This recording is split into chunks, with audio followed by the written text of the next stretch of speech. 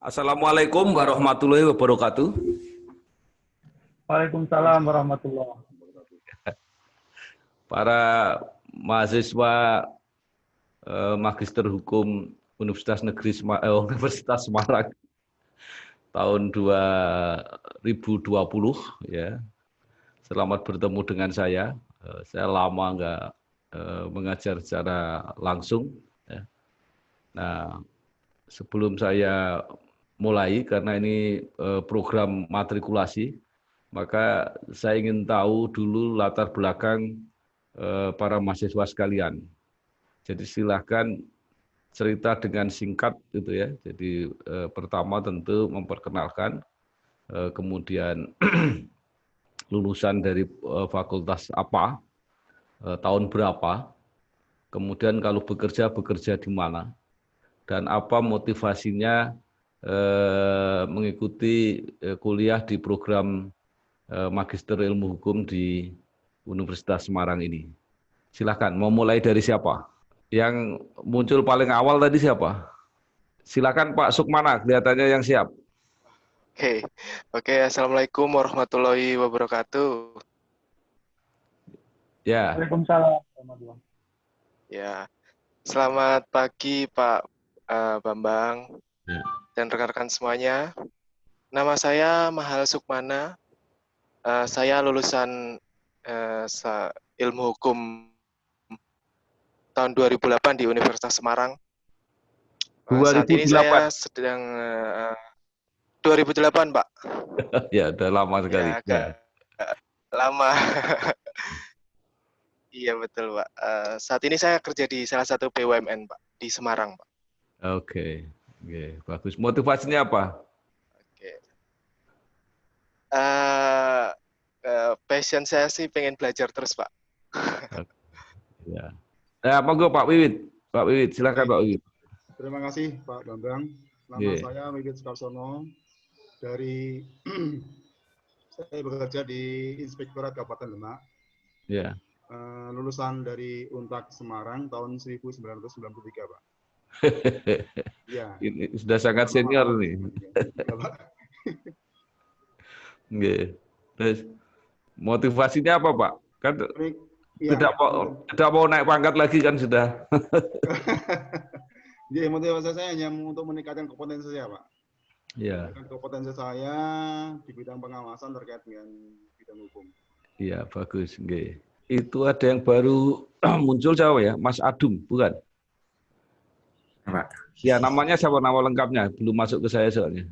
Oh iya, Aan Kunaifi, Pak. Oh, yang tadi Aan Kunaifi, cuma iya, Pak. Udah masuk saya. Monggo silakan, Pak Aan. Ya, perkenalkan, Assalamualaikum warahmatullahi wabarakatuh. Nama saya Aan Kunaifi, saya lulusan dari Universitas Semarang tahun 2019. Ya, saya ikut PKPA kemarin 2019 juga, alhamdulillah lulus. Tahun kemarin saya sebenarnya mendaftarnya di Unisula, kenotariatan. Tapi karena sesuatu batal, ya akhirnya saya daftar S2-nya di USM juga, alma mater. Ya, oke. Motivasinya apa? Upgrade ilmu, Pak. Oke. Terus siapa lagi yang mau bicara? Ini Mbak Wahyu Puji. Silakan. Nama saya Wahyu Puji Purnia. Saya lulusan dari Universitas Semarang tahun 2019, Fakultas Hukum. Saya kerja di bidang ekspor-impor, forwarding. Saya mau melanjutkan magister karena mau lebih belajar lagi tentang hukum, agar nantinya bisa kerjanya lebih bagus lagi. Pak Edi Sujendro. Ya, Pak Bambang, terima kasih atas waktu yang diberikan. Perkenalkan rekan-rekan semua. Nama saya Edi Sujendro. Saya kerja di Kemenkumham dan motivasi belajar meningkatkan kompetensi. Yang belum masih ada tadi Pak Parnomo ya, belum ya? Ya. Warahmatullahi wabarakatuh. Ya. Nama saya Parmono, Bapak. Saya bekerja di Dinas Perpustakaan dan Kearsipan Kabupaten Demak. Ya. Saya lulusan Fakultas Ilmu Sosial dan Ilmu Politik Untak Semarang, Pak. Ya.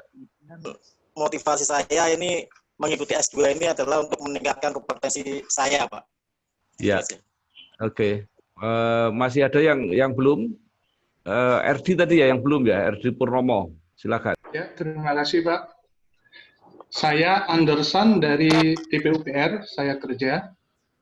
Kemudian saya lulusan dari UII, tahun 99 lulusnya, angkatan 92, dari Fakultas Teknik Sipil.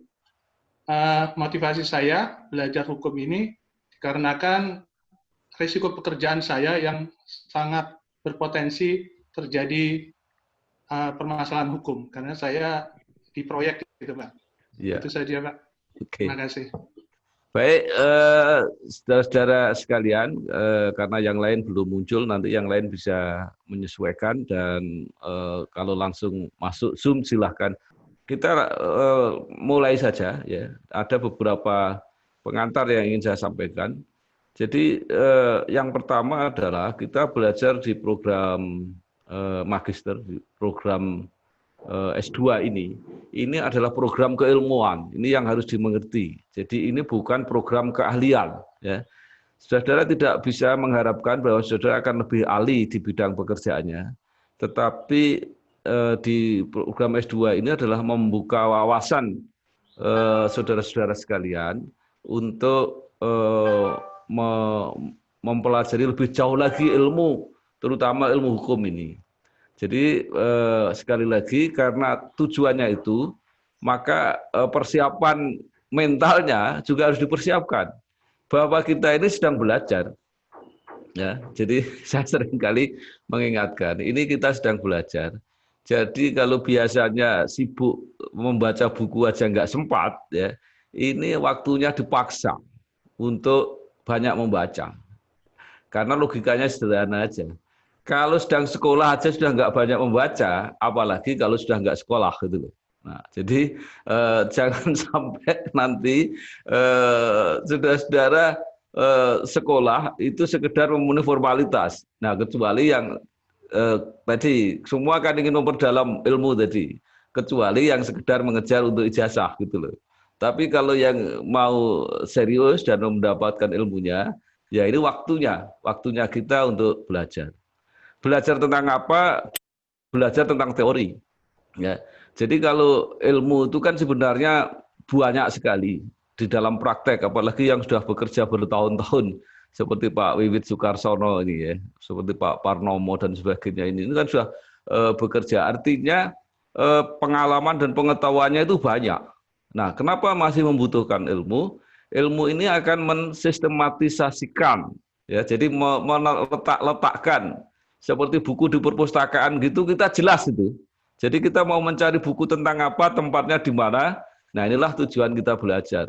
Mungkin kalau pengalaman, keahlian yang sudah bekerja lebih lama, itu mungkin sudah mempunyai keahlian yang sangat tinggi, gitu ya. Cuma belum diletakkan di dalam kerangka ilmu yang tepat. Untuk apa itu? Sistematisasi ini untuk memudahkan. Jadi kalau seorang ibu memasak gitu, itu dengan ilmu itu akan diketahui kita sedang memasak apa sekarang ini. Itu sudah jelas. Kalau memasak rawon itu bumbunya apa, bahannya apa, mengolahnya berapa menit, menyajiannya seperti apa. Itulah perlunya ilmu. Jadi nanti saudara-saudara akan mendapat pengetahuan atau informasi sistematika tentang berbagai bidang. Saya pikir saudara-saudara pasti nanti akan punya perhatian atau spesialisasi bidang hukum yang dipilih sendiri-sendiri. Di USM kalau tidak salah itu ada hukum pidana, kemudian hukum bisnis, dan ada hukum tata negara. Nah, saudara-saudara akan banyak ketemu dengan saya, itu yang menyangkut hukum tata negara. Ya, saya mengajar ilmu politik, kemudian hukum dan praktek politik, ya, hukum dan sistem politik, kemudian hukum konstitusi, dan teknik perundang-undangan. Jadi inilah nanti akan ketemu dengan saya, dan sekarang ini matrikulasi tentang hukum tata negara. Kemudian yang perlu saya ingatkan, yang sangat penting ada dua hal. Pertama, walaupun tidak banyak, tadi saya melihat juga ada para mahasiswa yang background-nya tidak hukum. Ya. Jadi ini saya mohon perhatian betul, karena teman-teman ini kan yang S1 minimal sekolah sudah 4 tahun. Ya. Tentu mendapat bekal-bekal teori-teori yang secara khusus di bidang hukum. Tentu sudah lebih banyak membaca buku-buku mengenai teori hukum. Karena itu yang tidak berasal dari disiplin hukum, saya berharap mau bekerja, belajar lebih keras lagi, terutama mengenai teori-teori dasar mengenai ilmu hukum. Itu satu. Kemudian yang kedua, saya mengharapkan bahwa apa sebenarnya makna sekolah ini? Makna sekolah ini adalah memperkuat karakter. Jadi kalau Anda dulu sudah S1, kemudian menjadi S2, tetapi karakternya lebih buruk, itu berarti sekolah tidak berhasil. Nah, apa contoh ilmuwan yang karakternya buruk? Itu kalau ilmuwan suka nyontek, itu buruk sekali. Ya. Kalau membuat makalah, copy paste. Yang di copy paste itu kadang-kadang tidak cerdas itu membuat copy pastenya itu, ya. Mencuri, mencontek, mengcopy paste naskah orang lain, ya. Itu masih kelihatan yang disontek itu dari mana, ya. Jadi ini saya beritahu rahasianya, karena nanti kuliah dengan saya itu akan lebih banyak membuat makalah, ya. Jadi yakinlah saudara-saudara sekalian bahwa kalau saudara-saudara nyontek, saya tahu itu karena pengalaman dan karena juga ada teknik-teknik untuk ngecek bagaimana orang nyontek atau tidak, ya. Dan saya beritahu rahasianya, kalau ada mahasiswa S2 kemudian membuat makalah, daftar pustakanya sampai lebih dari 20, canggih banget. Halamannya lebih dari 20 halaman. Ya. Saya langsung nggak percaya, ini pasti bukan. Ya. Ya itu baru indikasi, harus saya buktikan lagi. Tetapi itu adalah salah satu indikasi. Kalau ada mahasiswa yang membuat makalah, ya, tetapi apa yang pernah diajarkan itu nggak dikutip sama sekali, tetapi yang dikutip adalah buku-buku yang lain, ya, dan kadang-kadang buku yang sangat lama. Nah itu juga indikasi. Nah, ini pasti harus ditelusuri lebih jauh seberapa besar ini kemungkinan untuk nyonteknya. Jadi yang ingin saya sampaikan adalah menurut saya tidak ada gunanya kita mendapat nilai yang bagus tapi ternyata karakter kita tidak lebih baik. Nah inilah yang menurut saya basic, ya, kita mulai. Jadi tadi saya ingin mengingatkan bahwa ini pertama adalah kuliah keilmuan. Jadi saudara-saudara memang bersiap untuk mendalami ilmu, berarti itu mendalami teori, ya. Jadi kalau nanti membuat makalah itu pasti harus ada teorinya. Jadi begini, logika yang paling sederhana. Kalau kita belajar pada waktu S1 itu kita diberikan seperangkat pengetahuan, seperangkat ilmu, atau seperangkat kiat, atau mungkin kayak resep gitu, supaya kita bisa bekerja. Jadi kalau di bidang hukum dengan bekal S1, semua orang sudah bisa menjadi staf di bidang hukum, bisa menjadi jaksa, bisa menjadi hakim, bisa menjadi polisi dengan bekal-bekal yang diberikan pada waktu S1. Tetapi ketika S2 kita harus mulai bertanya, kita harus mulai kritis, ya. Apakah ini betul ini, ya? Yang kita kerjakan ini apa betul, ya? Kenapa misalnya kalau jaksa menuntut itu maksimal 20 tahun misalnya. Kita tahu nggak alasannya? Kenapa 20 tahun? Nah,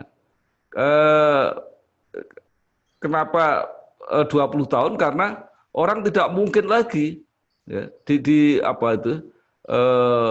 Maksudnya begini, jaksa tidak boleh menuntut lebih dari 15 tahun. Ya. Bukan 20 tahun. Kenapa? Karena hukuman maksimal itu adalah 20 tahun. Di dalam teori pidana, kalau orang melakukan tindak pidana dengan pemberatan tertentu, maka dia bisa ditambah sepertiga. Jadi maksimal orang hanya bisa dihukum 20 tahun, atau pilihannya seumur hidup, atau pilihannya hukuman mati.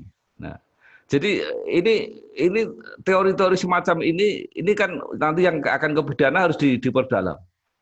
Kenapa alasannya itu? Apa betul ini? Ya.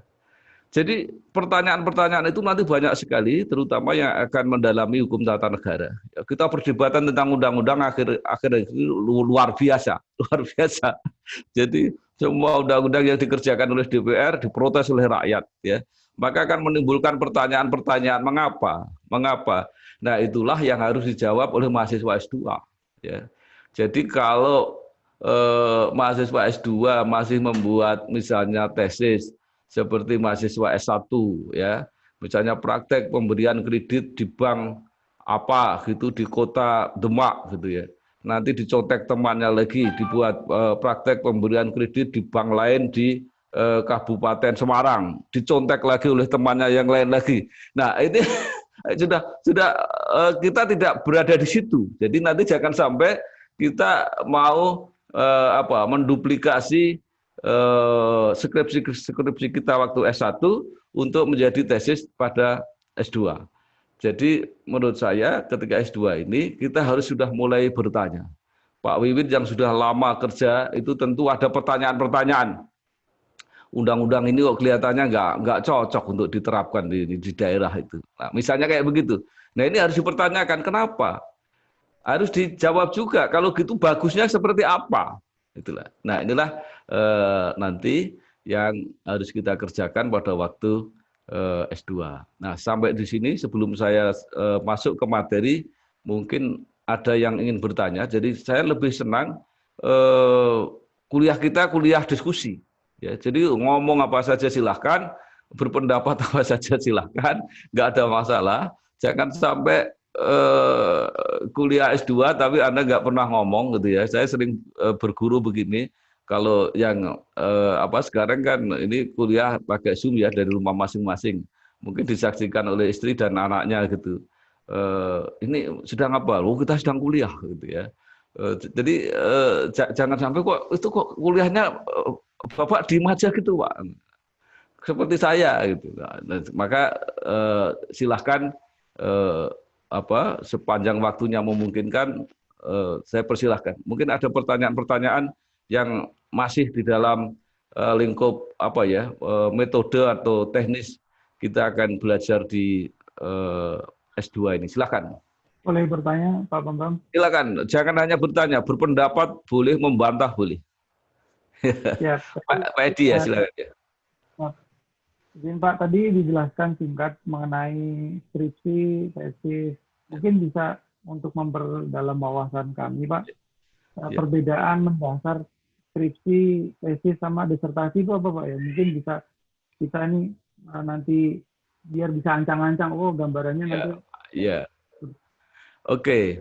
Jadi kalau skripsi, tadi kan sudah saya sampaikan bahwa itu aplikasi ya, penerapan. Jadi judulnya misalnya penerapan undang-undang pemerintah daerah di dalam pemerintahan Kabupaten Demak gitu. Itu skripsi.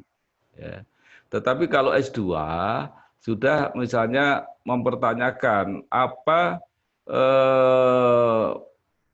mengapa kewenangan presiden atau pemerintah untuk membatalkan perda itu dibatalkan oleh Mahkamah Konstitusi. Nah, ini S2 harus menjelaskan itu. Gitu. Nah, kalau S3 itu sudah harus menghasilkan teori. Ya, menghasilkan teori. Sekarang misalnya pertanyaan teori, bagaimana pemerintah sudah tahu bahwa membatalkan perundang-undangan itu bukan kewenangannya presiden, tetapi kok nekat mereka membuat undang-undang yang memberi kewenangan untuk membatalkan undang-undang. Nah, ini teori apa ini untuk menjelaskan semacam ini dan mengapa itu tidak boleh gitu. Nah, itu kalau itu S3 harus sudah menjawab itu ya. Jadi mungkin harus menjawab bahwa teorinya ditarik lebih atas lagi, nanti justru nanti di akhir kuliah ini saya akan memberi tugas itu bahwa apa yang sebenarnya kita lakukan ini semua itu kan penjabaran dari filsafat kita bernegara. Dari Pancasila itulah nah teori-teori itulah yang nanti harus dijelaskan. Kalau perlu para dokter hukum ini harus melahirkan teori-teori baru. Apakah itu grand teori atau middle teori? Ya, artinya bisa aja teori baru itu tidak mesti harus teori yang orisinal itu, tapi juga bisa menerjemahkan, menggabungkan teori-teori yang sudah ada. Gitu ya Pak Edi ya? Ada lagi? Siap. Ya. Oke. Kalau tidak ada, saya akan mulai perkuliahan ini juga dengan pertanyaan-pertanyaan dulu. Saya minta salah seorang menjawab dalam bayangan saudara-saudara itu. Kalau kita berbicara mengenai hukum tata negara, itu apa yang paling penting yang kita bicarakan? Nah, nanti baru kita bahas. Siapa mau coba? Yang belum bicara, Pak Eko Heri Purwanto, yang baru tadi, yang baru muncul. Silakan. Assalamualaikum, Pak. Gimana, Pak? Ya, jadi menurut bayangan Pak Eko, ini kan matrikulasi mengenai hukum tata negara. Nah, menurut Pak Eko, kira-kira apa yang paling penting yang menjadi bahasan kalau kita bicara mengenai hukum tata negara? Mohon maaf Pak Bambang, ini kan saya baru join Pak Bambang, dan kebetulan basically background kami dari ekonomi Pak Bambang nih Pak Bambang. Nggak apa-apa, Pak, silakan. Ini kan soal negara kan nggak hanya soal sarjana hukum, soal kalau semua sarjana. Hukum tata negara menurut kami secara umum Pak Bambang ya, secara general. Jadi hukum yang mengatur mengenai undang-undang yang ada di suatu negara gitu Pak Bambang. Ya. Baik, ada yang ingin, nah ini justru ini tadi yang awal-awal saya sampaikan. Jadi dengan pengetahuan yang mungkin fragmented gitu ya, itu justru di sini nanti akan dicari anunya, korelasinya, koneksinya itu seperti apa. Nah mungkin ada yang lain yang backgroundnya hukum, silakan. Monggo Mbak Bayu. Ya. Mungkin lebih ke alat-alat seperangkat alat dalam negara ya, kayak DPR, MPR, kemudian badan-badan dan lembaga-lembaga yang ada di suatu pemerintahan gitu Pak. Ya, oke. Jadi itu betul. Jadi ini adalah serpian-serpian yang akan bagian-bagian yang akan kita bahas di dalam materi hukum tata negara ini. Nah, tetapi kalau ada ya harus, monggo Pak, dibulatkan kalau bisa. Pak, siapa ini tadi yang mau bicara? Pak Eko lagi. Eko ya. Pak tadi Pak, saya Pak tadi Pak Eko Pak. Ya, kalau pengertian kami Pak, hukum yang mengatur tentang negara Pak, yaitu atas dasar pendirian struktur kelembagaan atau pembentukan lembaga-lembaga negara, atau terkait dengan hubungan hukum Pak antara hak dan kewajiban antar lembaga negara mungkin Pak itu Pak ya. Iya betul. Jadi itulah saya kira tadi materi-materi gitu ya. Jadi bahan belanjaannya itu gitu ya. Nah, kemudian mau kita masak seperti apa gitu ya. Masing-masing koki punya gayanya sendiri-sendiri ya, cara merumuskan lah. Nanti kita lihat. Kita ini kan sudah belajar di S2 ya. Nanti kalau ada orang bertanya, kita harus bisa jawab ya. Kalau ada orang bertanya, ini apa sih masalah negara yang paling penting nih, yang harus dikelola secara hukum gitu ya. Nah, kalau kita nggak bisa jawab itu ya kan orang terus artinya kemudian ini kok katanya sudah kuliah lagi, tapi kok penjelasannya tetap aja seperti saya gitu. Nah, saudara-saudara sekalian, jadi sebenarnya inti dari pembicaraan mengenai hukum tata negara itu adalah hukum terbesar. Ya. Jadi hukum terbesar kita itu adalah yang namanya konstitusi. Jadi sebenarnya kita akan bergulat, akan tidak akan bisa lepas dari bicara tentang konstitusi. Kenapa? Karena ini adalah hukum yang menjadi induk segala hukum. Jadi pijakan kalau tidak ada konstitusi, negara ini tidak bisa berjalan. Ya, jadi mau pakai apa kita ngaturnya? Kan tidak bisa. Ya, jadi hukum ini, nah sekarang tidak ada negara yang tanpa konstitusi. Ya. Bahkan negara-negara yang mengaku negara-negara monarki sekalipun, ya, mereka selalu mengatakan konstitusional monarki. Jadi kerajaan konstitusional. Walaupun ada raja, tetap aja yang menjadi pedoman adalah konstitusi. Cuma yang juga harus agak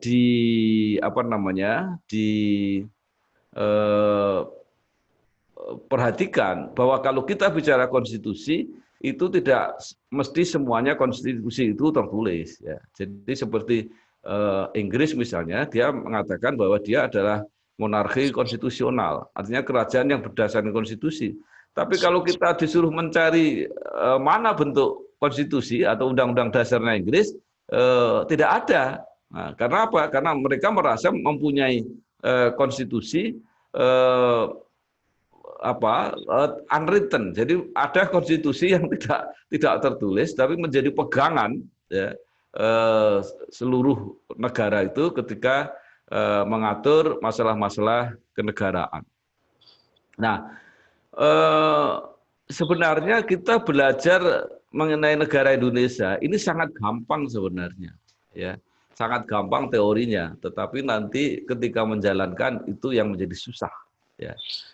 Nah, sampai di sini ada pertanyaan mengenai bahwa kita topik utamanya, bahan dasarnya kuliah di bidang hukum tata negara ini adalah konstitusi. Ya, silakan Pak Aan Kunafi ya. Jadi Pak, jadi dijelaskan bahwa secara spesifik arti dari konstitusi sendiri ini tidak ada ya Pak ya? Apakah itu secara umum bahwa konstitusi adalah misalkan? Ada. Nah, nanti ada bacaan-bacaan. Jadi konstitusi itu adalah seperangkat aturan yang menjadi dasar pengaturan negara, itu kira-kira isinya konstitusi. Ya, nanti ada buku-bukunya yang bisa dibaca. Oh iya, berarti secara garis besar bisa diartikan bahwa konstitusi itu terdiri dari undang-undang dasar, Pancasila, undang-undang dan sebagainya, dan seperangkat yang mengatur itu bisa dikategorikan sebagai konstitusi berarti. Bukan. Jadi konstitusi itu adalah seperangkat aturan pokok, aturan dasar, ya. Justru di sini nanti kita harus bedakan di mana posisi konstitusi, di mana posisi undang-undang, di mana posisi dasar negara, Pancasila itu letaknya di mana. Nah, itulah yang perlu kita pahami dengan baik dan akan membedakan apakah kita sudah belajar hukum tata negara dengan cukup baik atau belum. Itu nanti kelihatan ketika kita menjelaskan di sini. Oke. Nah, karena konstitusi itu merupakan jawaban dasar dari semua persoalan di suatu negara, ya. Konstitusi di Indonesia pun begitu. Jadi kalau ada orang susah-susah misalnya melihat persoalan-persoalan gitu ya, kan sekarang orang sedang berdebat ini. Ada kelompok masyarakat yang menamakan diri kami, ya. Ada yang ngikutin ya itu ya. Nah, kemudian ada kontroversi, ini ekstra parlementer, ini akan makar. Oh enggak, ini hanya ingin mengkritik pemerintah. Oh, ini akan menjadi saluran aspirasi yang tidak tertangkap oleh lembaga resmi seperti DPR dan sebagainya itu. Nah, kalau orang ahli hukum tata negara itu sebenarnya jawabnya sederhana. Ya mari sama-sama kita pelajari di konstitusi. Di mana persoalannya? Oke, kalau melanggar, ya. Kalau melanggar itu konstitusi tidak bisa menjawab. Konstitusi hanya bisa mengarahkan, maka harus ada yang dilanggar, itu namanya undang-undang. Gitu. Jadi konstitusi mengatur pokok-pokoknya, kemudian kalau mau detail, ini bisa nggak dipidana? Kita lihat undang-undangnya. Gitu. Nah, jadi inilah cara yang berpikir sebagai orang yang belajar hukum tata negara, itu apa saja persoalan tentang negara ini bisa kita kembalikan ke konstitusi. Oke, kita lanjutkan. Nah, di konstitusi kita ini, Undang-Undang Dasar Negara Republik Indonesia tahun 1945, ya. Kenapa kita sebut begitu? Karena dia sudah diamandemen, ya. Tetapi yang luar biasa itu kan pembukaannya masih tetap, jadi tidak berubah. Di situ sudah dicantumkan semua hal, ya, yang akan menyangkut mengenai bagaimana kita mengatur negara kita ini. Ya. Jadi misalnya negara itu kan pasti didirikan untuk mempunyai tujuan tertentu. Ya. Jadi ini sama dengan orang misalnya mendirikan perusahaan. Tujuannya apa? Ya. Tujuannya mencari keuntungan. Ya. Walaupun kemudian perusahaan kan diatur juga, ya kamu boleh untung, tapi karena di Indonesia maka ada undang-undang perusahaan perseroan terbatas itu harus memberi namanya CSR itu ya, partisipasi untuk masyarakat, misalnya kayak begitu. Jadi artinya semua pasti ada tujuannya, membuat ormas, membuat partai politik itu semua ada tujuannya. Nah, tujuan kita bernegara apa? Ya. Tujuan bernegara ini luar biasa cara merumuskannya, the founding fathers kita, ya. Kemarin kan ada yang meralat bukan founding fathers, Pak, soalnya ada fathers-nya juga. Jadi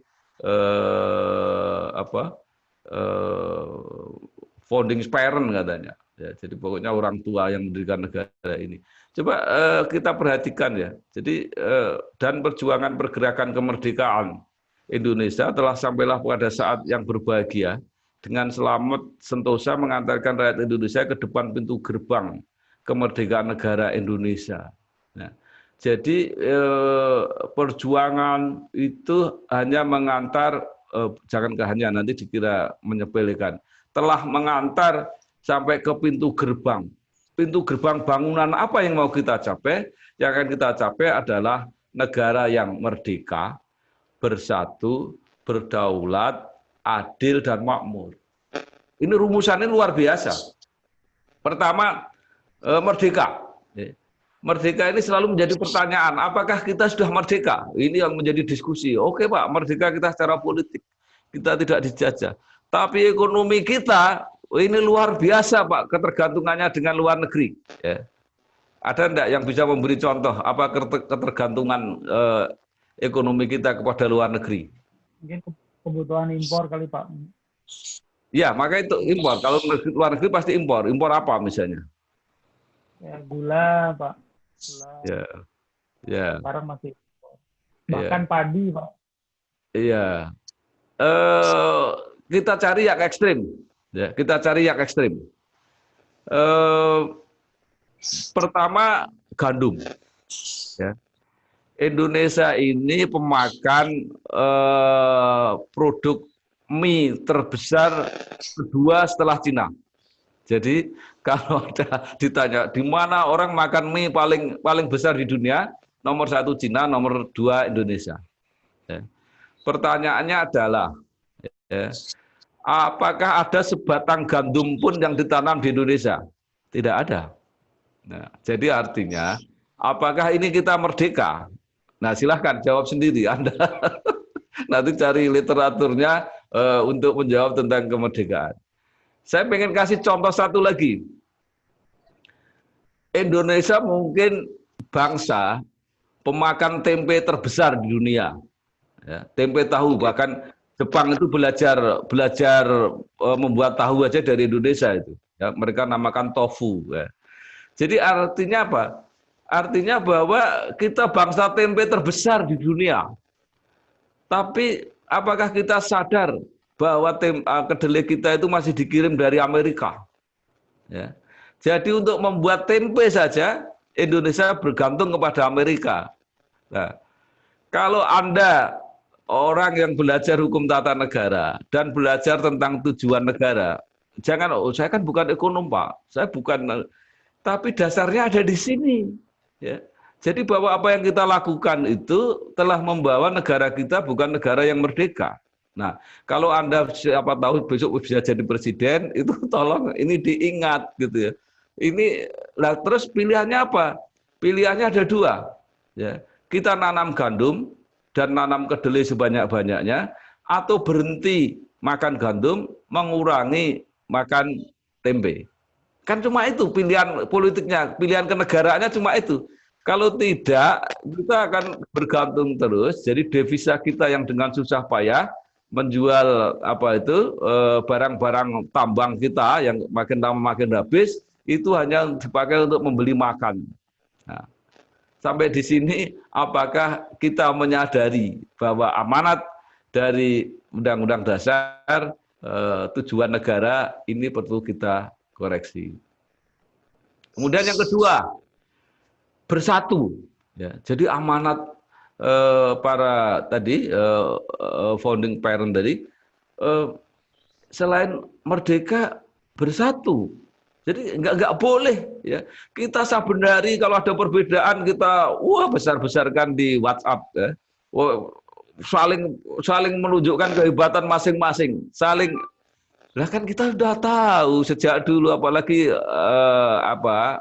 ilmuwan, akademisi, orang-orang yang sekolah, orang yang pinter. Sejak awal kita sudah tahu kita berbeda-beda. Sekarang persoalannya bukan mempertajam, mendalam-dalamkan perbedaan itu, tapi bagaimana kita memperkecil yang beda-beda itu, memperbesar yang sama. Karena yang namanya bersatu ya begitu, nggak dengan teman saben hari ejek-ejekan gitu. Ini pokoknya saya dukung yang ini, saya ya untuk apa? Nah, itulah misalnya itu. Nah, kemudian juga berdaulat. Ya. Jadi kita merdeka secara politik, tapi kadang-kadang belum tentu berdaulat. Kita sering didekte untuk melakukan kebijakan-kebijakan luar negeri, misalnya ya, kebijakan-kebijakan pertahanan. Ya. Sudah sekalian, saya cuma mau cerita aja, mau cerita untuk memperluas wawasan kita. Apa itu artinya berdaulat? Ya. Apakah kita tahu, atau kalau tahu juga, apakah kita bisa? Ya. Berapa kapal selam Amerika yang ada di Samudra India, yang pusatnya di Hawaii? Ya. Jadi kalau itu juga tidak menjadi perhitungan kita, kita pasti untuk mengambil kebijakan-kebijakan pasti akan takut. Ya. Jadi artinya bahwa Amerika itu menganggap dunia ini wilayahnya. Ya. Dia akan punya armada ya, yang siap dikirim kemana-mana. Ya. Bisa bertujuan baik, tapi juga bisa bertujuan menakut-nakuti. Gitu.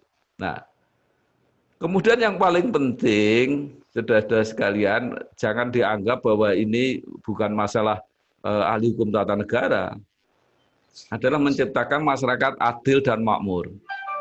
Kita pernah nggak merenungkan kenapa rumusannya bukan makmur dan adil, tetapi adil dan makmur. Ya. Adil dulu baru makmur. Artinya, kalau makmur pun belum, yang penting adil. Nah, ini kalau kita bicara tentang kemakmuran, tapi keadilannya tidak dilakukan juga, itu yang membuat orang selalu tidak puas.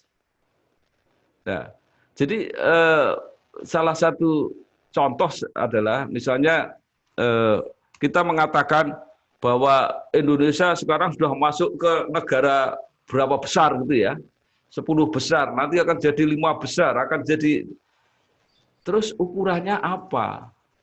Siapa yang menikmati kebesaran itu? Nah, inilah masalah-masalah keadilan yang sejak awal dipesankan oleh para pendiri negara. Ingat loh, kita mendirikan negara ini untuk menjamin keadilan. Itu yang menjamin kita bersatu itu karena keadilannya terjaga. Nah, inilah saya kira renungan-renungan yang menjadi basis ya. Nanti kalau kita ngatur hukum pun juga harus ini. Ya. Jadi tekadnya itu harus menjamin keadilan, harus menyelenggarakan kemakmuran. Nanti kita lihat luar biasanya para penyusun Undang-Undang Dasar ini bahwa itu juga diterjemahkan di dalam konsep-konsep bernegara yang lain. Oke, kita lanjutkan lagi. Nah, sekarang bagaimana tujuan itu akan kita capai?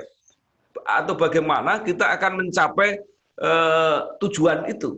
Yang tadi dikatakan itu. Jadi, bagaimana kita akan mewujudkan suatu bangsa, suatu negara yang merdeka, bersatu, berdaulat, adil, dan makmur. Nah, ini juga sudah ditunjukkan. Ya. Jadi luar biasa. Kemudian daripada itu, maka membentuk suatu pemerintah negara Indonesia. Jadi pemerintah negara ini dibentuk dengan tugas, dengan diberi amanat. Ya. Jadi kalau tidak melakukan ini, jadi pemerintah itu tidak melaksanakan amanat. Pasti itu sangat bisa dikritik, sangat bisa diprotes. Bahkan secara tata negara bisa saja pemerintah yang tidak melakukan ini bisa diberi sanksi karena melanggar Undang-Undang Dasar. Nah, apa sebenarnya yang ditugaskan kepada pemerintah itu? Yang pertama adalah melindungi segenap bangsa Indonesia dan seluruh tumpah darah Indonesia. Coba. Kata-katanya, cara menyusunnya coba. Melindungi segenap bangsa Indonesia dan seluruh tumpah darah Indonesia dan memajukan kesejahteraan umum, koma. Coba sampai di sini siapa yang bisa memberi komentar?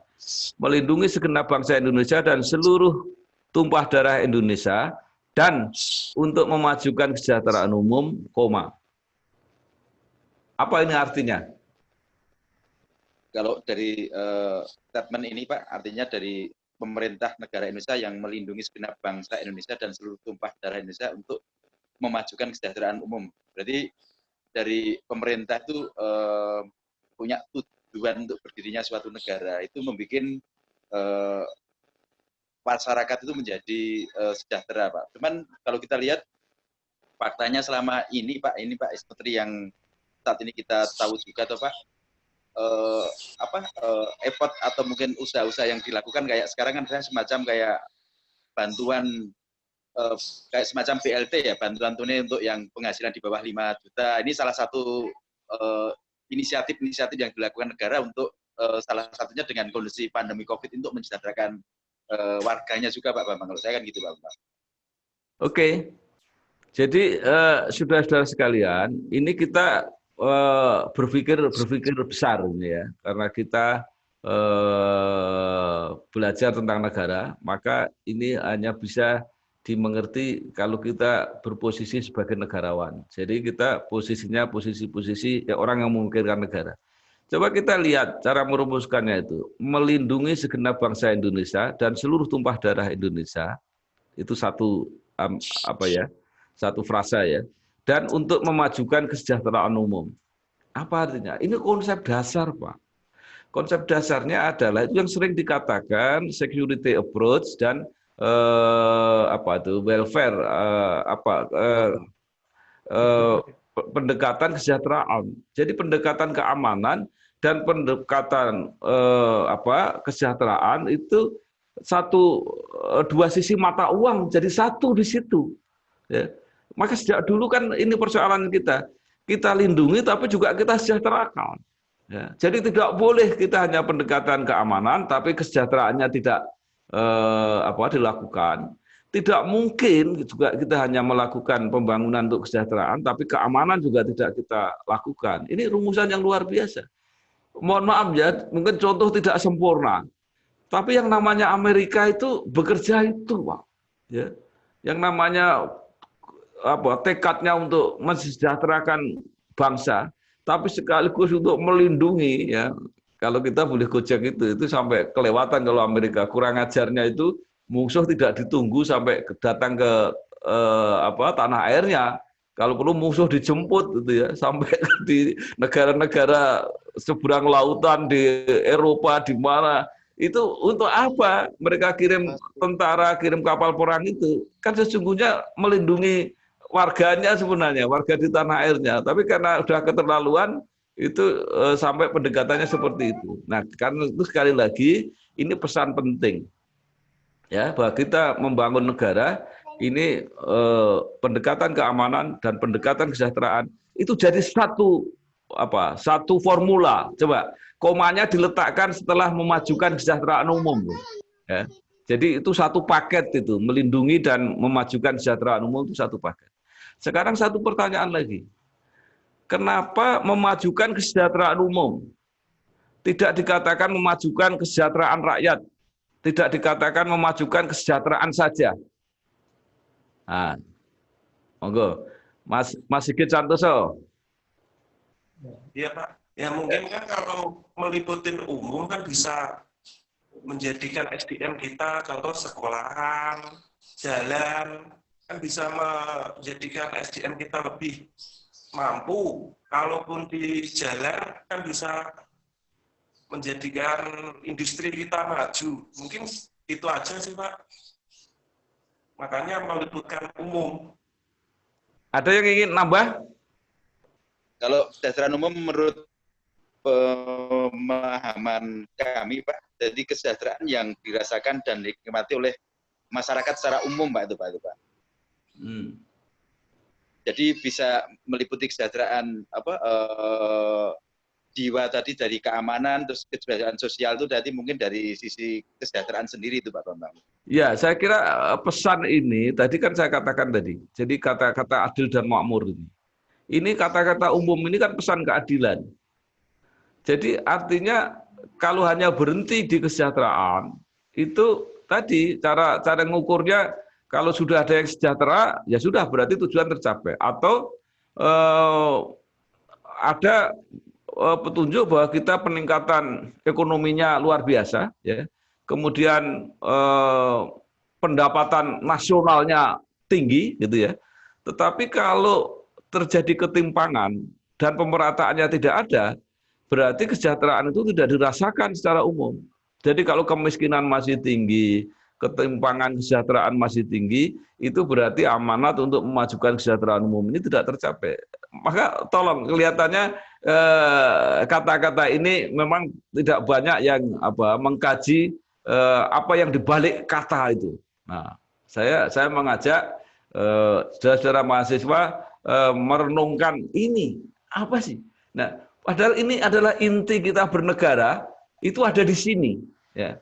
Kalau semua tidak paham tentang ini, itu tidak terlalu peduli gitu. Jadi misalnya kesenjangan yang kita sudah sangat luar biasa itu memang satu pengetahuan yang lain, tapi silahkan nanti dikejar sendiri, itu akan menjadi masalah.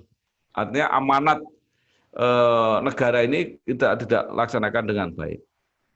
Kita lanjutkan misalnya dengan itu tadi satu paket melindungi dan memajukan secara umum, kemudian mencerdaskan kehidupan bangsa, koma. Ya. Jadi berarti setelah kalau dikasih koma, ini sesuatu yang berbeda, sesuatu yang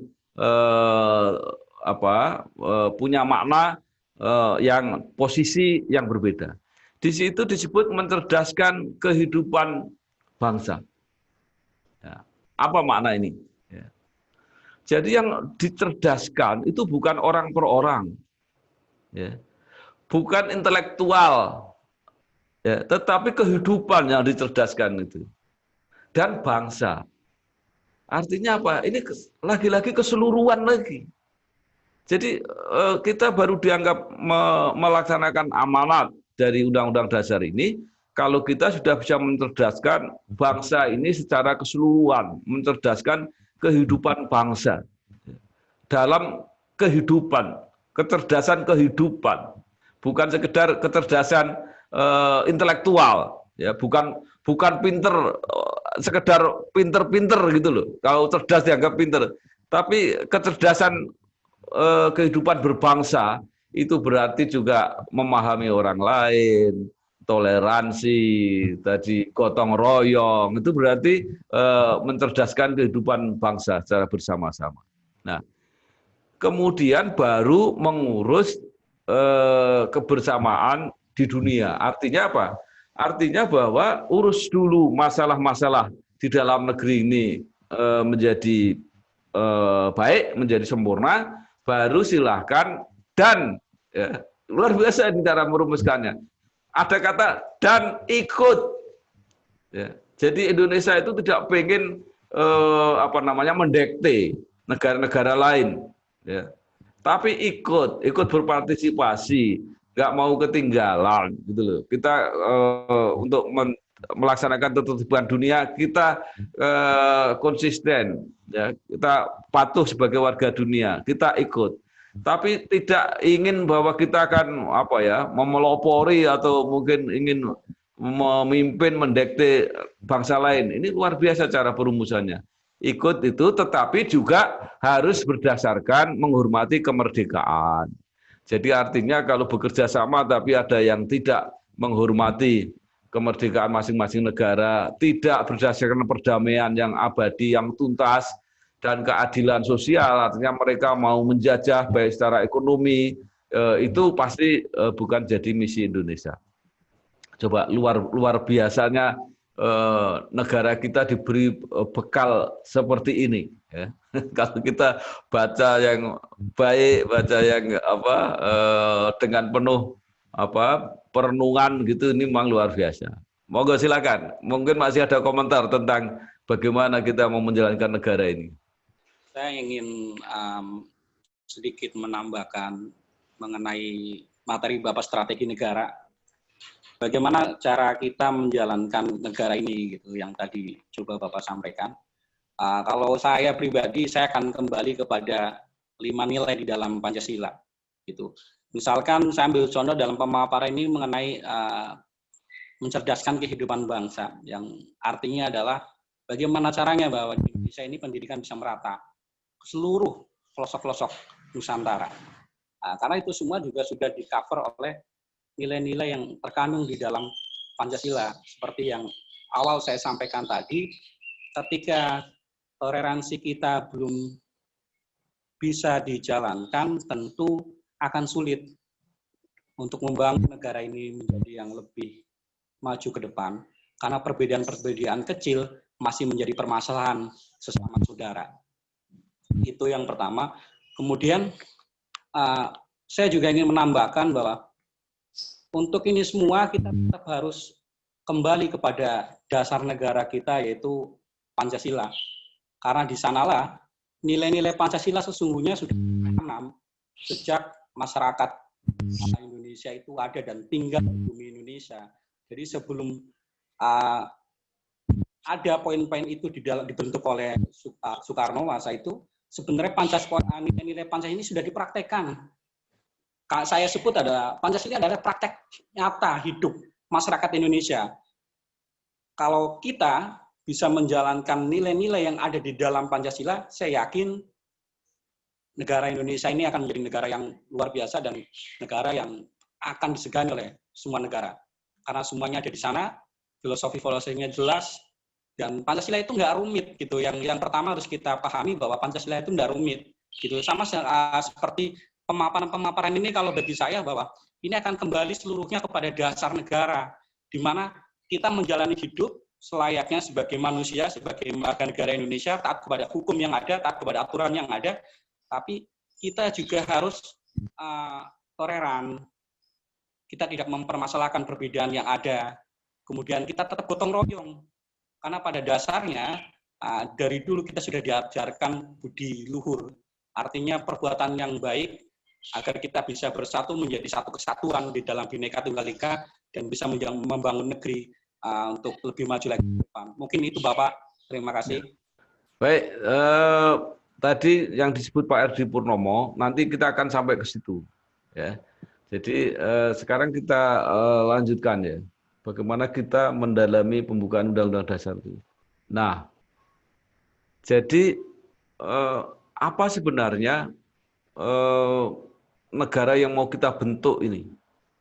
Ya. Coba, ini basisnya. Jadi semua penyelenggara negara itu kalau mau membaca dengan tenang, dengan hati-hati, dengan serius pembukaan ini, semua pasti akan tahu ya, di mana posisinya, harus seperti apa. Maka disusunlah kemerdekaan kebangsaan Indonesia itu ya, dalam suatu undang-undang dasar negara Indonesia. Ya, jadi mereka tidak mau disusun berdasarkan kekuasaan orang per orang misalnya ya. Jadi misalnya kayak kalau raja gitu kan yang berkuasa kan orang. Tapi di sini yang berkuasa itu adalah undang-undang dasar.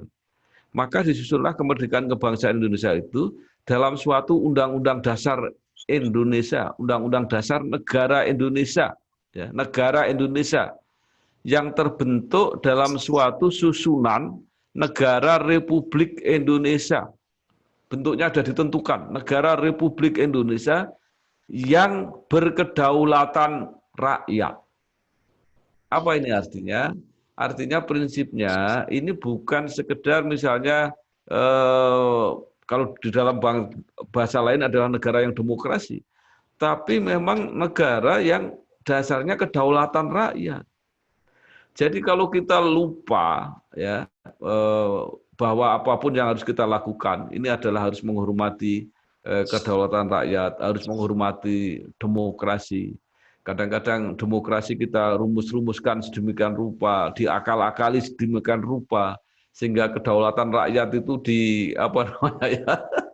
dalam istilah yang terbaru Pak Presiden itu dibajak gitu loh, disandra dengan kedaulatan lembaga, kedaulatan partai, ya, kedaulatan organisasi, kedaulatan kelompok-kelompok gitu. Jadi artinya ini tidak boleh karena basisnya memang kedaulatan rakyat. Dan nanti betapa indahnya penerjemahan semua tadi yang urut dari atas tadi. Jadi negara yang mau kita bentuk itu negara yang merdeka, bersatu, berdaulat, adil dan makmur, ya.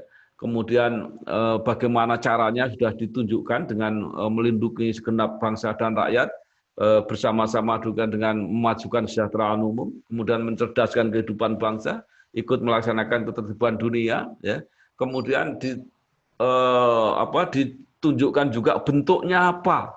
Bentuknya adalah negara Republik Indonesia yang berkedaulatan rakyat.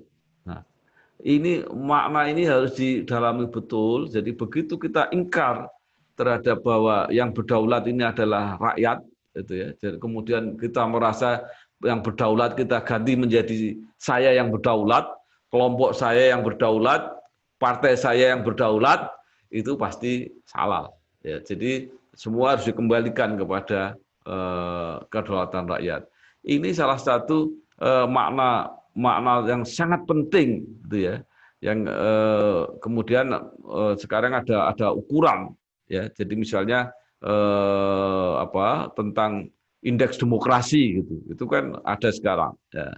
Memang kita sekarang indeks demokrasi itu sedang turun. Nah itu berarti pelaksanaan kedaulatan rakyat kita memburuk. Ya. Ini harus dicari, harus dikejar. Ya. Nanti di dalam pelaksanaan itu Anda akan melihat di mana ini persoalan itu. Apakah ketika kita mengatur partai politik itu sudah menciderai terhadap prinsip kedaulatan rakyat? Apakah ketika kita mengatur misalnya tentang pemilu, ya, tentang pilpres, tentang pilkada, itu sudah menciderai kedaulatan rakyat? Ya. Jadi suatu contoh misalnya di dalam pilkada, sampai rakyat tidak punya pilihan, ya, karena calon yang tersedia cuma satu, misalnya gitu. Kemudian nggak ada jalan lain kalau misalnya ada orang pengen supaya ada calon, nggak bisa karena itu tertutup oleh kewenangan partai-partai misalnya. Nah, hal-hal semacam ini jadi pertanyaan di dalam studi hukum S2 ini jadi pertanyaan. Apakah nanti cara mempertanyakan gimana? Apakah undang-undang itu sesuai nggak ini dengan pembukaan undang-undang dasar ini? Apakah menciderai prinsip kedaulatan rakyat apa enggak itu? Nah, terserah analisis penjenengan. Ya, tentu harus dibuktikan dengan teori-teori, dengan referensi-referensi. Nah, inilah menurut saya yang ideal. Jadi kalau nanti bisa melahirkan karya itu, misalnya calon tunggal, misalnya calon tunggal, apakah itu sesuai dengan kedaulatan rakyat apa enggak? Nah silahkan, bahasanya silahkan. Tapi yang pasti ini topik yang sangat menarik untuk diperhatikan. Nah inilah bedanya ya, bedanya kalau kita sekolah atau kita belum sekolah. Kalau belum sekolah tadi, belum mengikuti teori, belum mengikuti konsep-konsep dasar kita bernegara, kita ngomong apa aja nggak ada soal gitu. Nah, yang jadi persoalan adalah ketika kita sudah punya ukuran. Ya. Jadi orang seperti saya ini misalnya, saya nggak bisa berpendapat semau-mau saya sendiri gitu. Pendapat saya begini, nggak bisa. Karena saya sudah terikat pada etika ilmu yang saya pelajari. Jadi saya tetap kalau ngomong harus ada dasarnya gitu. Kan nggak mungkin ya.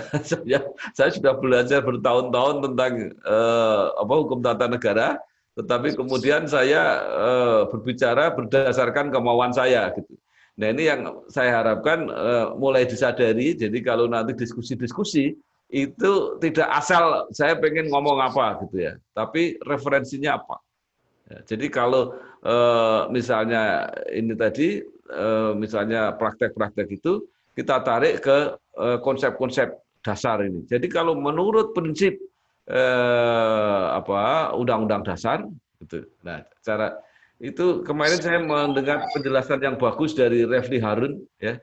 Di dalam acara apa saya lupa, mungkin ILC atau apa, itu bagus sekali. Jadi dia menarik semua persoalan itu di konsep undang-undang dasar. Ya memang inilah satu-satunya pedoman kita yang paling kuat dalam kita bernegara.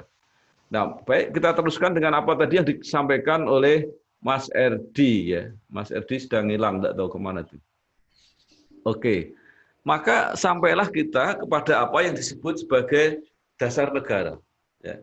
Jadi apa yang disampaikan di dalam pembukaan yang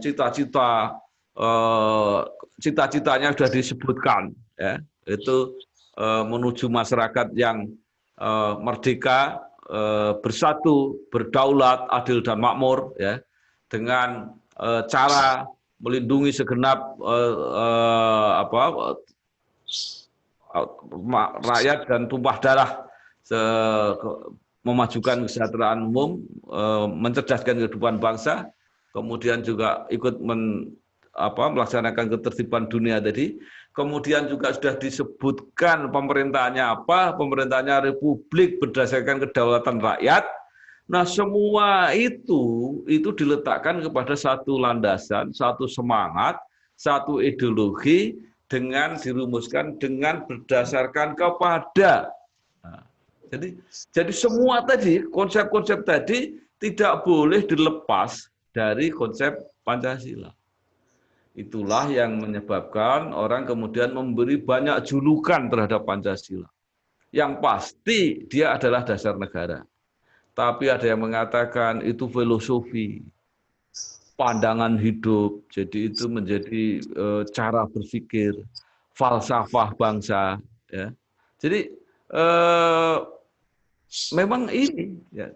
Coba kita perhatikan, ya, cara merumuskan lima sila ini, cara merumuskannya unik sekali, ya. Jadi yang pertama itu menjadi landasan, yang terakhir itu menjadi tujuan. Ya. Apa artinya? Artinya bahwa yang sila kedua, ketiga, keempat, dan kelima itu harus berpijak kepada landasan yang pertama. Ya. Harus disinari oleh sila yang pertama. Tetapi semua harus bermuara, bertujuan kepada sila kelima. Ya. Itu urut itu. Ya. Jadi kalau Anda pengen mencapai sila kelima, Anda harus kerjakan sila pertama, sila kedua, sila ketiga, sila keempat, itu yang menjadi dasar untuk tercapainya sila kelima.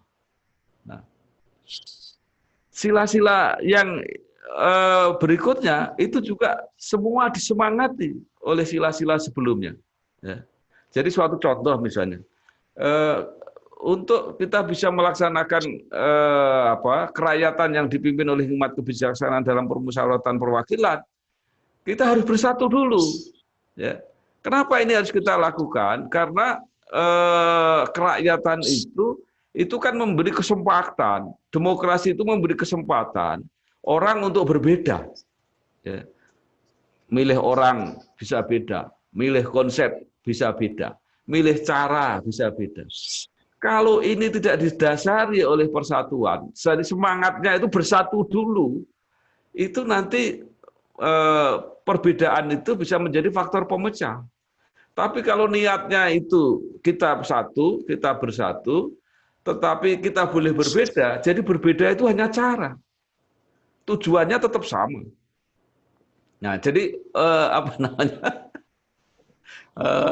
mari kita mencoba merenung-renungkan bagaimana begitu arifnya, ya, begitu bijaksananya para perumus pembukaan ini. Jadi begitu bagus sistematisasinya Pancasila ini. Ya. Jadi luar biasa. Nah, karena itu inilah yang kita sepakati bahwa kita berbasis semua berdasarkan falsafah Pancasila ini. Kesimpulan yang akan saya sampaikan di dalam kuliah ini adalah bahwa sesungguhnya apapun yang kita lakukan di dalam bernegara ini itu adalah menerjemahkan dasar negara, falsafah, ideologi Pancasila ini. Jadi apapun, bapak-bapak mau jadi apapun, ya, jadi pejabat negara, jadi ASN, jadi bisnismen, jadi profesional, jadi itu sesungguhnya karena kita hidup di negara Indonesia ini apapun cara kita berbangsa, bernegara, bermasyarakat, ini menerjemahkan Pancasila. Ya itu sebenarnya. Apapun yang kita lakukan, kita membuat tugasnya membuat hukum, ya hukumnya harus dasarnya itu. Ya. Nah, nanti maka kita akan belajar teori-teori. Misalnya kita akan belajar teorinya Hans Kelsen, misalnya. Ada Stephen Bow teori namanya. Itu yang mengatur supaya sistem hukum di suatu negara itu diatur secara bertingkat-tingkat seperti stupa, ya. Jadi bertingkat-tingkat. Ada yang menjadi dasar, kemudian menjadi aplikasi di tingkat selanjutnya. Nah, karena itu yang paling penting nanti kita memahami bahwa hukum tertinggi itu adalah Undang-Undang Dasar. Karena itu Undang-Undang Dasar ini nanti yang harus diterjemahkan di dalam hukum berikutnya. Ya, apakah itu undang-undang, apakah itu peraturan daerah. Ya. Nah, di mana letak Pancasila? Di Pancasila sering dikatakan sebagai Grundnorm, ya, norma-norma besar. Ya. Nah, ini yang sering tidak dipahami. Tidak dipahami. Jadi ini ya dimengerti karena dia nggak belajar tata negara gitu ya. Seperti Pak Anderson ini tadi kan insinyur ya.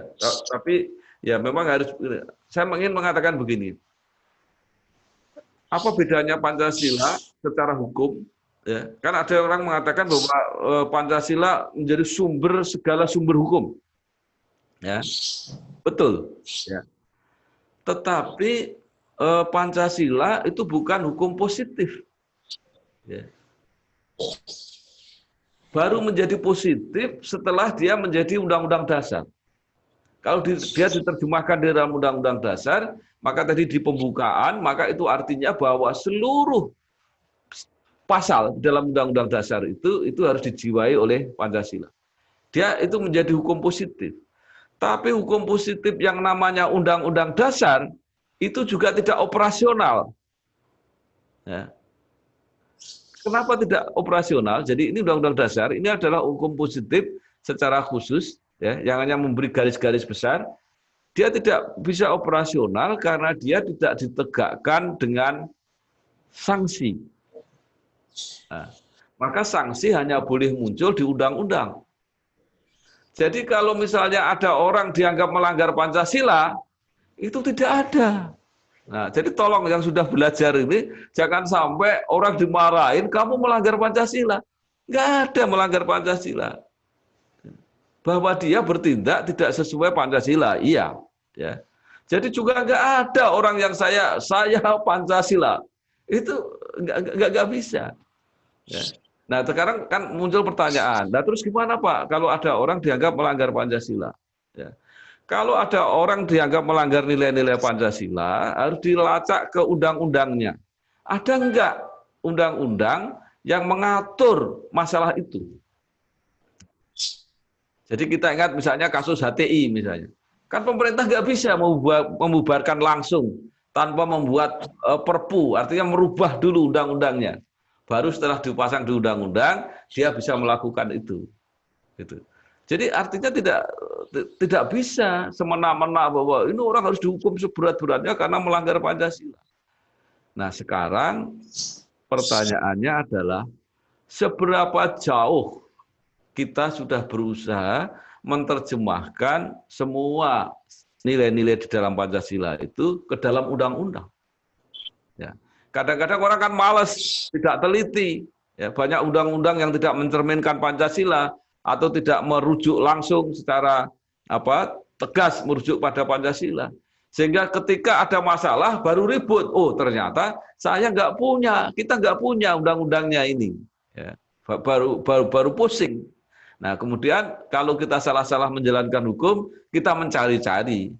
Karena pokoknya saya tidak suka, kita harus cari cara gimana ini supaya bisa ditindak. Saudara-saudara kalau ingat ya, berkali-kali ada kasus makar gitu ya. Sudah ditahan nih oleh polisi, tapi akhirnya nggak ketemu. Ya, undang-undangnya mau dipakai apa? Nah itu yang menyebabkan dilepaskan lagi. Nah kalau kayak begini, ini menunjukkan bahwa kita kurang rajin atau kita kurang sungguh-sungguh di dalam berusaha menerjemahkan Pancasila kepada undang-undang. Nah, kesimpulan lain apa? Kesimpulan lain kita sudah sepakat bahwa kita mau hidup berdasarkan Pancasila. Tetapi kita tidak mampu atau tidak rajin untuk menerjemahkan itu ke dalam hukum. Padahal kita sebagai negara hukum, jadi semua langkah yang kita lakukan harus berdasarkan hukum. Nah, kita tidak punya hukum yang cukup untuk melakukan tindakan kepada perbuatan-perbuatan yang kita anggap melanggar Pancasila. Nah inilah masalah. Karena itu maka nanti di dalam tugas terakhir, ya, di akhir kuliah ini nanti ada tugas yang harus dikerjakan, membuat makalah. Itu adalah bagaimana kita menerjemahkan Pancasila di dalam undang-undang. Ya, terserah mau ngambil kasusnya undang-undang apa silahkan. Tapi tolong dikoreksi apakah undang-undang itu sudah benar-benar menerjemahkan tentang Pancasila atau belum. Nah nanti itulah yang jadi perdebatan di masyarakat setiap kali mengukur ini undang-undang ini menerjemahkan Pancasila apa enggak. Ya. Kemudian kalau iya itu caranya mengoreksi gimana? Nah, antara lain itulah yang menyebabkan kemudian lahir yang namanya Mahkamah Konstitusi. Tetapi Anda juga boleh bertanya, Pak, Mahkamah Konstitusi kan dibatasi. Dia boleh menguji undang-undang, apakah dia bertentangan dengan Undang-Undang Dasar apa tidak. Kan bukan menguji tentang undang-undang dengan Pancasila. Ya. Memang betul bahwa Pancasila tidak bisa dijadikan batu uji. Jadi untuk alat menguji. Tapi nilai-nilai Pancasila itu sudah seharusnya diterjemahkan di dalam Undang-Undang Dasar. Jadi kalau Undang-Undang Dasar tidak menerjemahkan Pancasila, ya berarti Undang-Undang Dasarnya salah. Maka Pancasilanya nggak bisa diubah, tapi undang-undang dasarnya yang bisa diubah. Maka ada formula amandemen. Nah, jadi hakikatnya Mahkamah Konstitusi itu menguji undang-undang terhadap undang-undang dasar, tetapi hakikatnya itu Mahkamah Konstitusi menguji undang-undang terhadap Pancasila sebenarnya. Nah, inilah nanti silahkan mungkin mulai membaca-baca, mulai mengamati kasus-kasus, kemudian mulai bisa menulis tentang itu. Saya hanya ingin melanjutkan merekomendasikan ada buku-buku yang mungkin bisa dibaca. Ini ada buku ya yang bagus ya. Nanti ini kan kalau saudara nggak bisa kutip nanti saya kirim apa PowerPoint-nya saya kirim. Silahkan ya pantas-pantasnya sudah S2 ya, yang dibaca ada yang bahasa Inggris lah ya. Kalau enggak kan ya dulu zaman saya kuliah itu bukunya fotokopi semua. Jadi artinya bukunya memang nggak ada, tapi kita fotokopi. Ya. Jadi ada ruang khusus bagian fotokopi itu ada. Nah ini saya persilahkan ini. Ya. Kemudian juga ada ini, ya. Ini juga buku kuno. Artinya gini, tidak mesti harus seperti ini, tapi bisa cari buku-buku yang lain lah, yang teori-teori yang mirip yang bisa digunakan untuk membahas apa yang mau kita buat. Ya. Ini terkenal sekali Constitutional and Administrative Law ini. Ini selalu bicara mengenai sistem hukum Inggris ini. Inggris, Amerika itu hampir sama. Nah, ini yang terjemahannya sudah ada, ya. Teori-teorinya Hans Kelsen ada di sini. Ya. Bahasa Indonesianya ada buku ini, silahkan cari. Nah, kalau ini kelihatannya nggak ada, Indonesianya belum ada. Ini bagus sekali bicara mengenai konstitusi. Ini terutama konstitusi Amerika. Nah, ini yang strong ini terkenal, bahasa Indonesianya sudah ada. Ya. Jadi biasanya para ahli hukum tata negara Indonesia ini banyak belajar dari Strong. Nah, ini yang praktek hukum di Indonesia yang terkenal sekali, orangnya pernah di Indonesia lama, Daniel Live ini. Ini banyak sekali bukunya, silahkan, gampang carinya. Nah, kalau ini juga sangat gampang, ini Pak Jimli ini pasti sangat gampang. Nah, ini juga sangat penting buku ini, bukunya Pak Mahfud ini. Ini dicetak berkali-kali dan edisinya beda-beda, nggak apa-apa, tapi isinya hampir sama. Nah, terutama yang tidak berbasis hukum, tolong baca ini. Pak Anderson, kalau Pak Parmono ini walaupun sos pasti hukumnya agak dapat juga. Saya sarankan baca Sacipto Harjo, ya, ilmu hukum Sacipto Harjo itu akan banyak membantu. Ya, jadi ini juga versinya macam-macam, artinya dicetak berulang-ulang. Silahkan cari sendiri, mungkin agak. Baik, saya kira terima kasih perjumpaan ini matrikulasi yang pertama. Mudah-mudahan kita berlanjut yang akan datang dan benar-benar kita niati bahwa ini bukan sekedar formalitas memenuhi memenuhi syarat dan rukun untuk kuliah S2, tapi benar-benar menambah substansi, ya, memperluas wawasan kita. Lagi terima kasih dan terus belajar, banyak membaca. Matur nuwun. Wassalamualaikum warahmatullahi wabarakatuh.